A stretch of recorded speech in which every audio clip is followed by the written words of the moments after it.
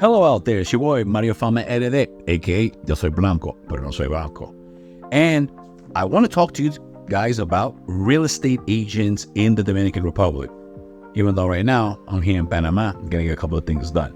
But I see a lot of broker bashing in the expat groups. People saying, oh, well, anybody can raise their hand, there are no licenses, there's nothing there, blah, blah, blah, blah, blah. You're wrong, but you're right. Let me explain. Because the lack of licensing in the Dominican Republic and the lack of structure affects me, the real estate broker owner, way more than it affects you as the buyer. And I'll explain because I feel like people haven't really talked about this. Now, what do I mean by that? Okay, as a broker owner, I basically have no recourse because there's no licensing. Agents can go steal the commission. I have to sue them. Then I have to sue them for the legal costs. It's a disaster. People can do whatever they want to do. They can screw me over.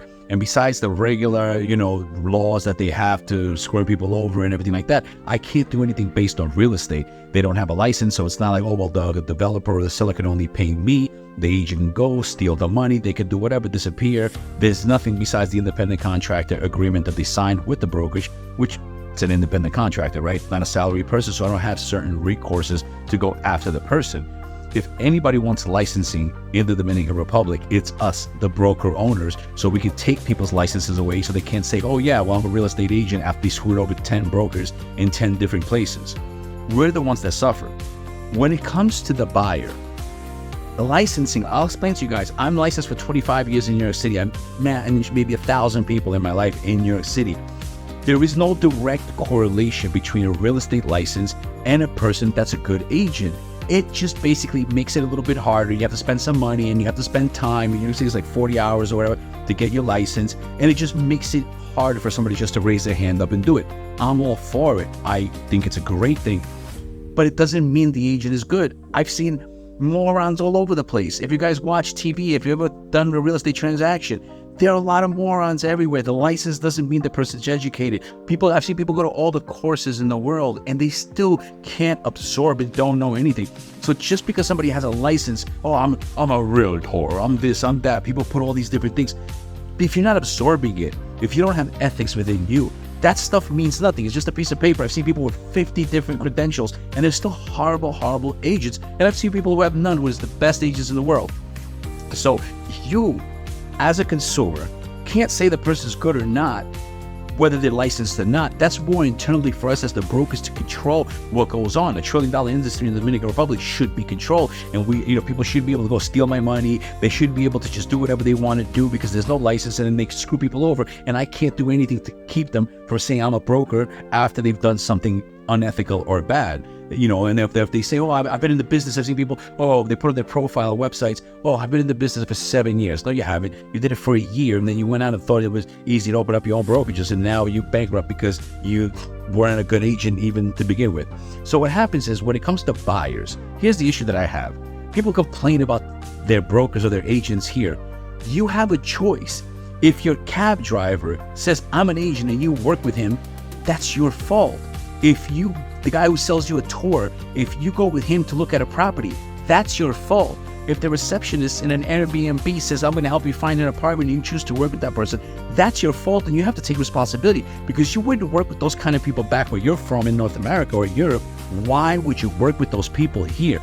The majority of problems that we have here is these people trying to cut out the broker, and que barato sale caro. They end up thinking they're going to get a deal somewhere or whatever, and it turns into a disaster. Now they hate brokers because they picked a horrible person who has 5 ads. It's super easy. Where is your office? Where is your website? How many years has the company been in business? How many years has the broker been in business? Do you have a physical office? Do you have an email that's at the company, or you're using Hotmail or Gmail? All these things are super important. So many people pick people who are not agents and then say, oh my God, surprise, I got screwed over. It went horrible. I wonder what happened. No, don't wonder. There are plenty of professionals. Again, maybe if you're in some of the remote areas of the country, no. But if you're in prime areas, Punta Cana, Santo Domingo, Santiago, even some parts of the North Coast, there's some great agents. They're in great brokerages. But if you try to be cheap, you're trying to cut the broker out all the time, you're going to run into bogones. These are hustlers. These are people who will do anything to make money. And also, your agent, your brokerage, are these people in your community? Like I'm in Punta Cana, for example, right? you buy with me, you buy one of my agents, you're going to see me at Jumbo. You're going to see me Saturday night at the beach. You're going to see me at the bar. You're going to see me in Nacional. You're going to see me in Capcana at the restaurants. You're going to see your agent and your broker in your community. These people are not there to screw you over because they're going to be hanging out with you. Now you come to Punta Cana and you buy from some guy in La Romana and Higüey, some guy that never even comes out there around us to hang out with us. What do you think is going to happen? These people don't care about you. They don't have an office. They don't have a website. They don't have this. They don't have that. And you're dealing with these people. At one point, people have to take responsibility for their actions.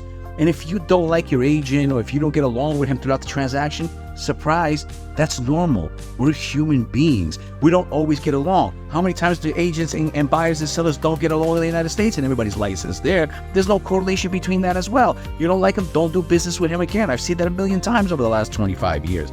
If you are selling and you don't like the listing agent, list with the 10 other brokers and don't list with that person that you don't like.